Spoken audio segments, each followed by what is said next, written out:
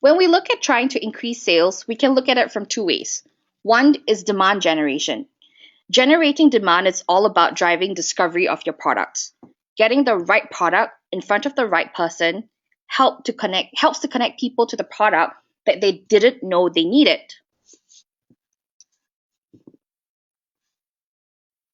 The other is demand fulfillment.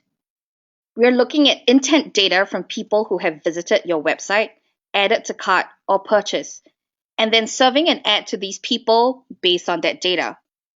This is the easiest way to capture the right people at the right time because they have already indicated intent. Carousel ads can be used for both demand generation and demand fulfillment. For demand generation, select your best selling products or categories of products. Choose what products you want to promote.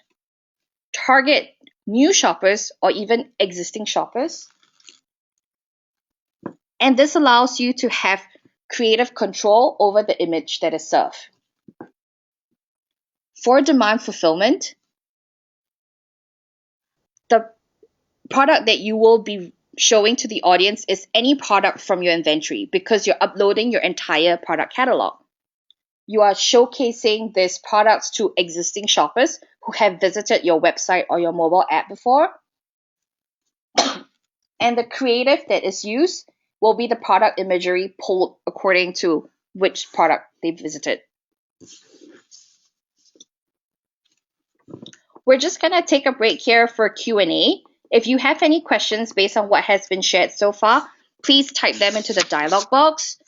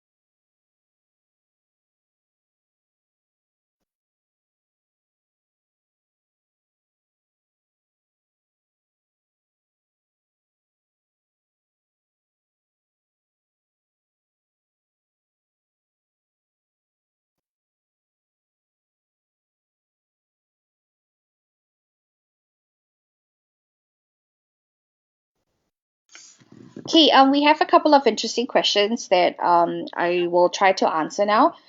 First question is, can each image lead to a different landing page, and is this recommended? So yes, each image can lead to a different landing page. Whether or not it's recommended will really depend on what the carousel ad looks like. If your carousel ad is featuring like 3 to 5 different products, then yes, I would recommend you to use a unique landing page so that if I view the blue shoes, when I click on the link, it will bring me to the product page of the blue shoes. We have a question about whether carousel ads should replace website click ads entirely. Again, I guess my answer to this is it depends. We usually see a good combination of both carousel ads and website and the standard link ads performing well for our clients. You can choose to run a A/B test to see which ad product works for you. If you have a lot of different products in your inventory, then perhaps carousel ads are a better ad type for you because you're actually able to showcase the different categories. If you sell only one product and you want to focus all your attention to one product, you can use the carousel ads for storytelling or use the standard link ads.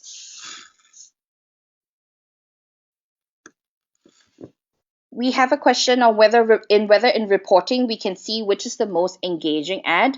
I'll share a little bit more later about how you can look at reports for the carousel ad. You are able to see a breakdown, and there are certain metrics such as website clicks, as in click-through rate and amount of engagement in terms of clicks.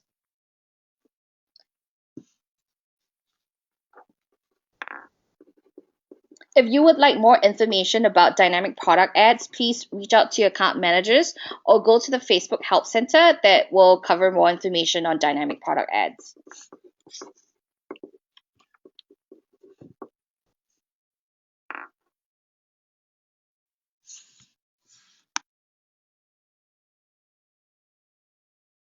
Okay, great. Let's move on to the next section of our webinar where we will be covering how you actually create the carousel ad. So getting started with carousel ads, you would want to identify an upcoming promotion or a branding campaign, select up to 5 pieces of creative, plan out how you like the carousel ad to look like, and at the end of it, you would want to review the ads, review how the ad is performing in the reporting. So this is a basic anatomy of what the carousel link ad looks like. There are different click targets.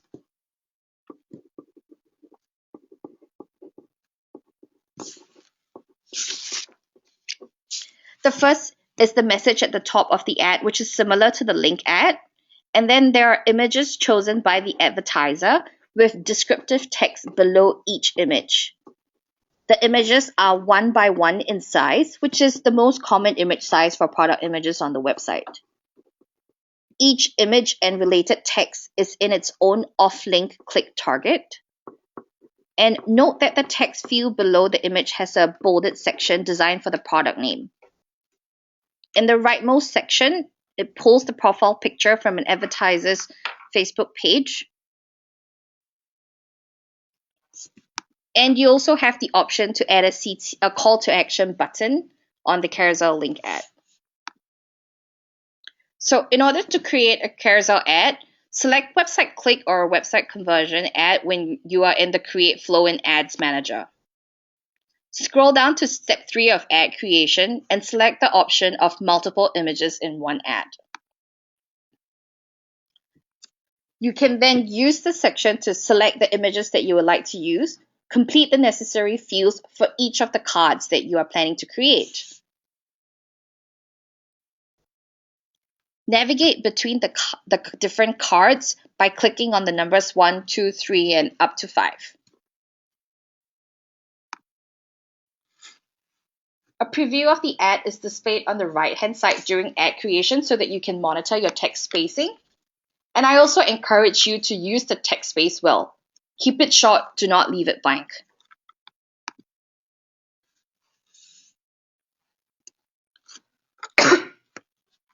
Excuse me.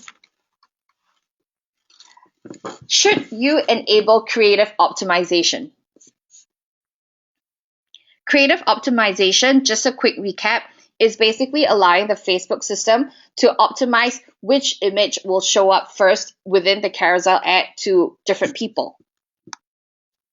And I think the answer to that is that it really depends on the ad. As a general rule of thumb, if each card in the carousel can be read independently, I would opt to allow the system to automatically select the best performing ad, the best performing image. However, if the order of the images are a crucial part of the storytelling process, then do not select this option.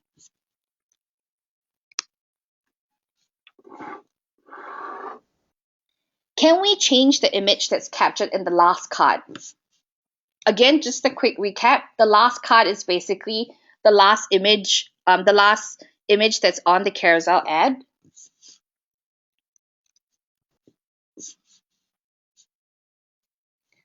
So the image on the last card is defaulted to the profile pic of your Facebook page. You can choose to change the profile picture of your Facebook page, but you can't necessarily define what that last card needs to exactly. You can't define what the image of the last card needs to be. You can, however, choose to remove the last card entirely. Both the creative optimization as well as the last card option are available to you during the ad creation process.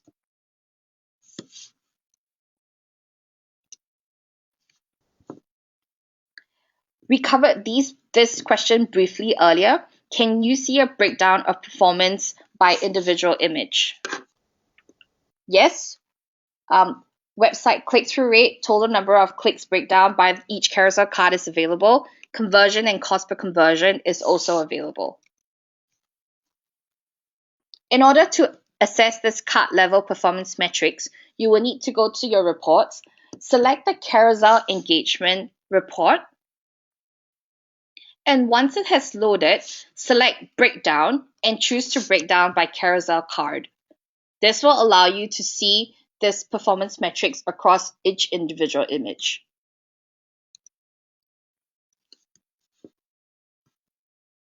Are Carousel ads more expensive than the standard link ad? No. Carousel ads go through the auction as well and are not specifically priced higher as compared to other ads. Ultimately, the cost of your ad will depend on a different number of factors such as creative and targeting. Well-executed carousel ads should help to improve your ad performance and thereby driving down the cost of your ads. Again, we're going to take a short break here to look at the questions that have come in so far, and I'll come back to you shortly.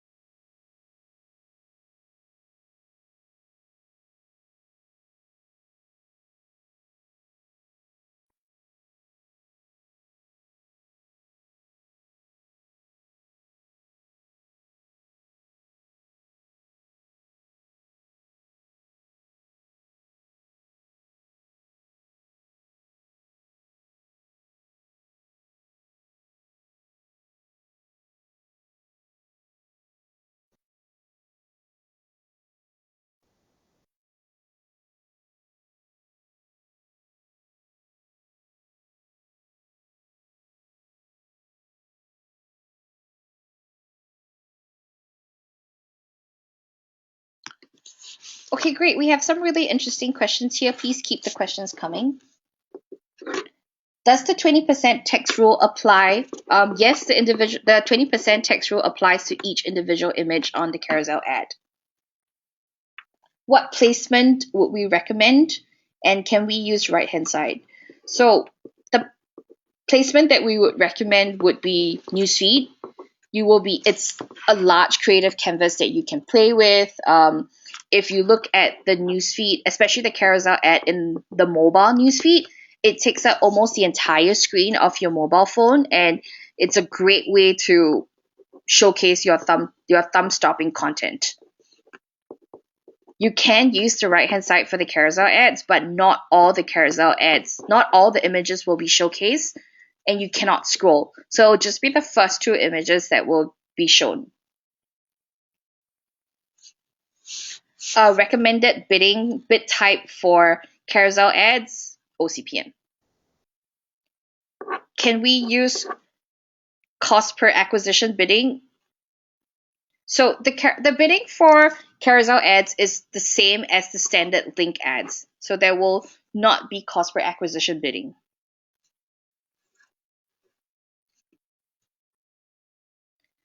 Once you've set up the order of the creatives, you can still choose to rearrange manually rather than let Facebook optimize the creative. So all you have to do for that is to uncheck the option when you're creating the ad.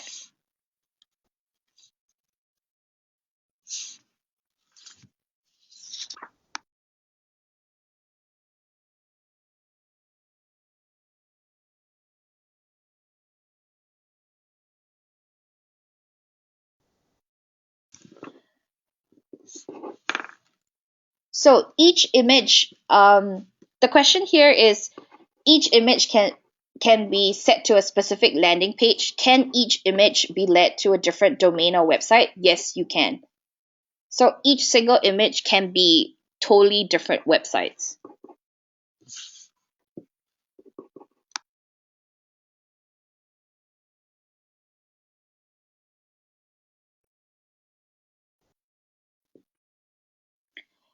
We have a question here on, are we charged when people scroll through? So the answer is no. Scrolling to the next image is not counted as another impression. You are charged based on the entire ad unit.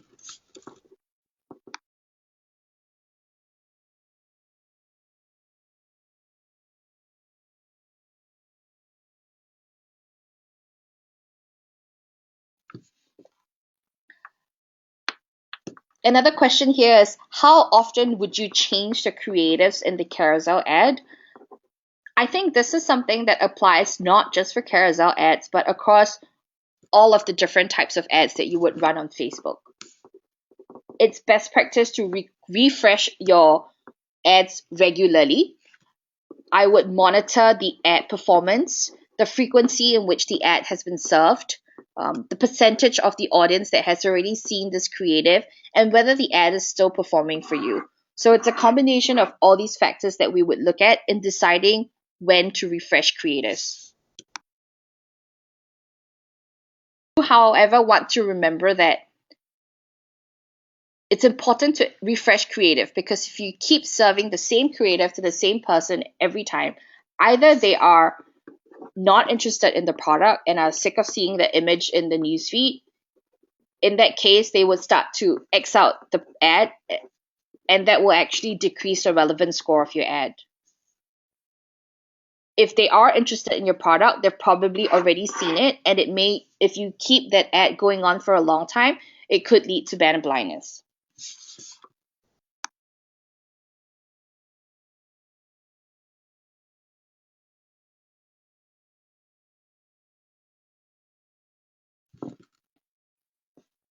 Would we use reach and frequency buying for carousel ads? I definitely think so if that fits your ad objective, especially if you're trying to build awareness of your brand or of a particular product launch. I would definitely choose to use reach and frequency to push out as many impressions of your beautifully crafted carousel ad as much as possible.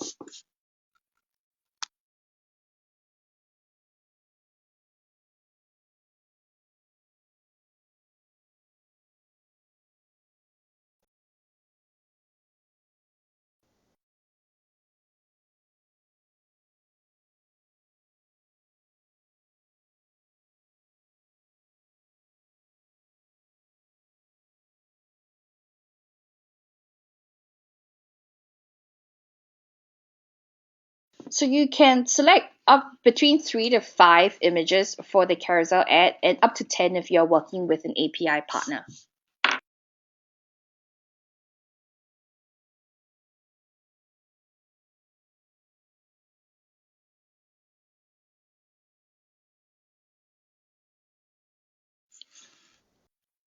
Okay, last question that I'm going to answer before we move on to our next section. If you still have questions, please keep them coming. We will have Q&A again right at the end. So the last question is, can we set different call to actions per image? The answer is no. So you have one standard call to action across the different cards within the carousel ad. Great. We're coming to basically my favorite part of this webinar. We're switching gears and coming to talk a little bit about different creative hacks, how we can think outside the box. So think about a theme when you're trying to create your carousel ad. The easiest way to achieve a theme can be as simple as connecting colors, subjects, or locations. Random disconnected images can look disjointed when you're creating the carousel ad. Try to keep a visual thread. If you look at this example here, the horizontal lines in the background actually encourage you to keep swiping, because it indicates that there's something new, something different in the next image.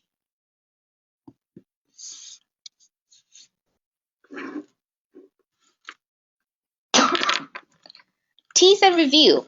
And this is an example where I would choose to opt out of creative optimization because the order of the images is so important.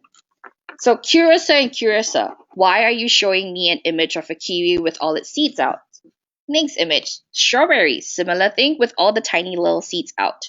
And in the last slide, that's when you review what the product is and why you're showing them this.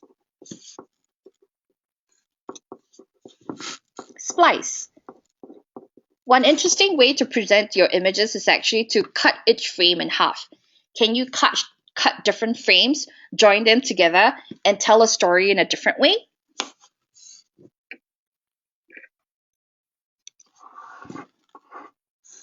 You can even use carousel ads to run a game or a question and answer session.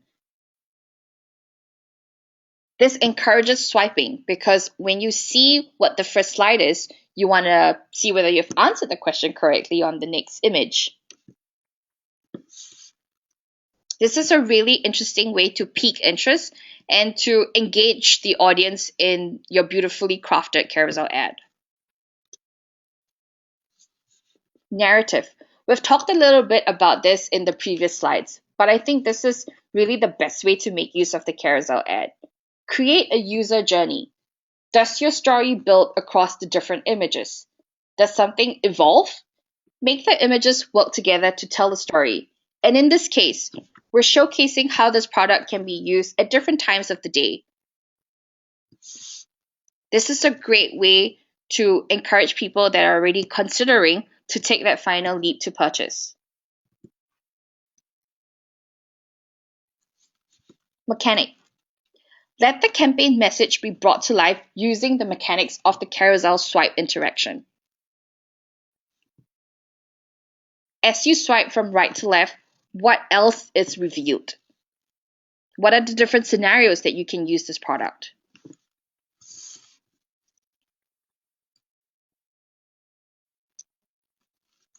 I hope you enjoyed those interesting creative hacks that we just shared. Do take time to think about how you can craft your carousel ads. Other than the fact that carousel ads are fun and creative and beautiful to look at within the newsfeed, they actually work. These two case studies that I'm going to talk about now showcase how so. Jewel Scent is a small business that started up and they sell scented candles. They use carousel ads to share how their product actually works in a visual 3-part story.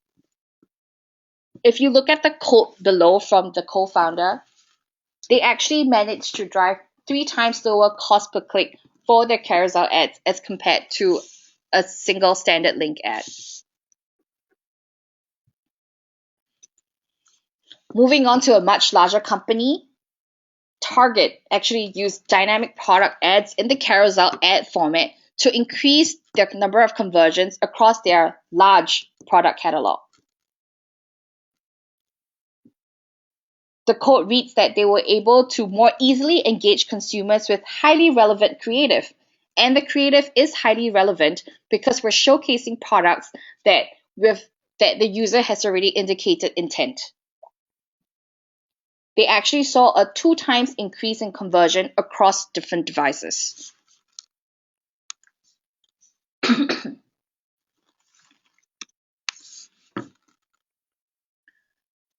So just a quick recap on Carousel best practices. Make sure you audit all the different links on your desktop and mobile to make sure that they work. For the images, take time to think about the creative, make sure it's beautiful and it fits the unit. We're not saying that you have to use bespoke creative. If you can, that's great.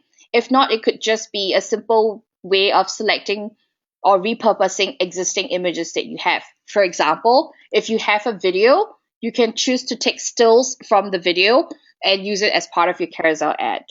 The important thing here is to note that it is a 1:1 ratio. Sometimes shoehorning link ad creatives may not work as well. Make sure that it looks nice within the 1:1 ratio. In terms of text, use the text space under each of the image. Use it to list out your product name, the price of the product, benefits, or even a call to action. Do not leave it blank. If you are using OCPM, make sure you put sufficient budgets. OCPM takes time to learn and to optimize for delivery. Give it time to optimize. Give it time and enough budgets for the ads to optimize. Do review the reports to determine the performance of your ads. Drill down by each carousel card to learn how different images impact ad performance. evaluate the performance holistically across all campaigns against the same audience if you would like to test this. Now, the best practice for testing is to actually use a standard link ad and a carousel link ad within the same ad set so that Facebook can optimize for the best performing ad. If the carousel link ad has a separate budget and targeting, separate budget but targets the same audience, the outcome will not be valid comparative data because our auction actually dedupes within the ad account. And lastly, if you have any concerns, questions, reach out to your account managers or advertiser support. We're here and happy to help answer any questions you have on carousel ads. This is the final Q&A section that we'll be having, and I'll come back to you shortly again.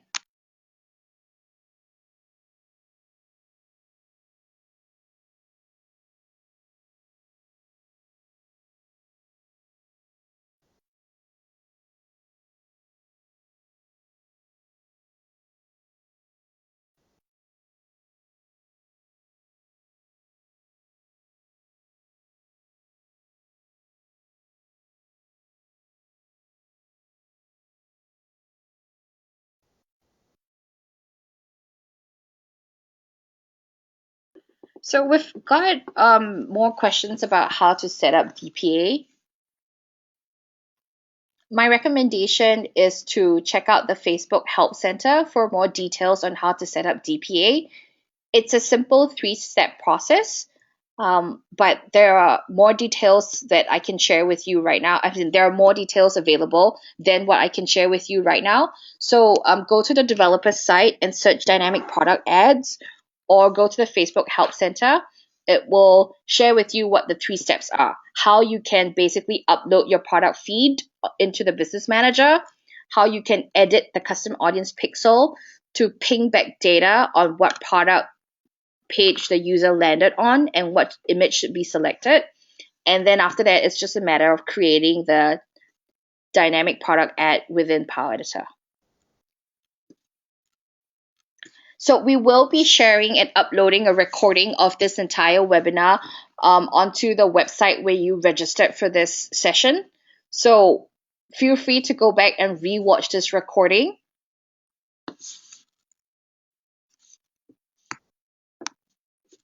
And that's it. What now? Well, my recommendation now is really to make sure that you start creating your carousel ads. Now, if you've previously run carousel ads, use the new tips that you have learned today to optimize your carousel ads. If you have any questions, again, reach out to your account managers or reach out to advertiser support, and we're here and happy to help answer anything. Just before we leave, I wanted to share that the next upcoming webinar we have in the 2015 series is on measurement. Andy McKay will be talking about measurement on the 9th of September. He will be sharing how you can use existing reports and insights from the Facebook platform to improve the performance of your ads, how you can look at the reports, what ad works well, what doesn't, how you can optimize, making sure that you are tracking your performance using the conversion tracking pixel. So I definitely encourage you to attend this session. Thank you again so much, everyone, and have a good rest of the week. Thank you. Bye.